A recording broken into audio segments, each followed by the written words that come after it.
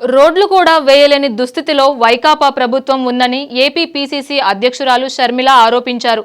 చింతలపూడి ఎత్తిపోతల పథకానికి వైఎస్ రాజశేఖర్ రెడ్డి శంకుస్థాపన చేస్తే ఆయన ఆశయాలకు వారసుడిగా చెప్పుకునే జగన్ మాత్రం అధికారంలోకి వచ్చి 5 ఏళ్లైనా ప్రాజెక్టును పూర్తి చేయలేదని తీవ్రంగా విమర్శించారు.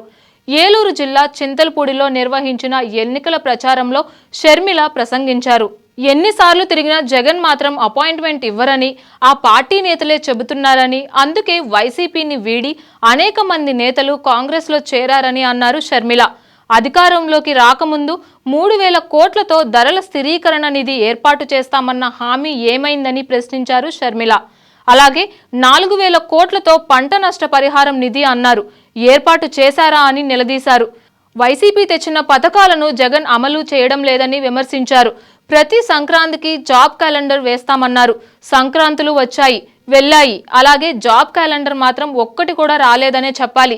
ఉద్యోగ నోటిఫికేషన్ల కోసం యువత 1000 కళ్లతో ఎదురు చూస్తున్నారు. మెగా డిఎస్సి తీస్తామంటూ నిరుద్యోగులను మోసం చేసిన జగన్ చివర్లో ఓ దగా డిఎస్సి తెచ్చి వారి ఆశలపై నీళ్లు చల్లారు అని షర్మిల మండిపడ్డారు. 5 ఏళ్లు నిద్రపోయి ఎన్నికల వేళ ప్రజల్లోకి వస్తున్నారని, అలాగే వచ్చారని కూడా విమర్శించారు. హంతకులను కాపాడడం కోసం అధికారాన్ని వాడుతున్నారని షర్మిల ఎద్దేవా చేశారు. రాష్ట్రంలో ఎక్కడ చూసినా లిక్కర్, శాండ్, మైనింగ్ మాఫియానే రాజ్యమేలుతోందని వ్యాఖ్యానించారు. పక్క రాష్ట్రాలు అభివృద్ధిలో దూసుకుపోతుంటే జగన్ మాత్రం 3 రాజధానులంటూ ఒక్కటీ కట్టలేదని ఎద్దేవా చేశారు.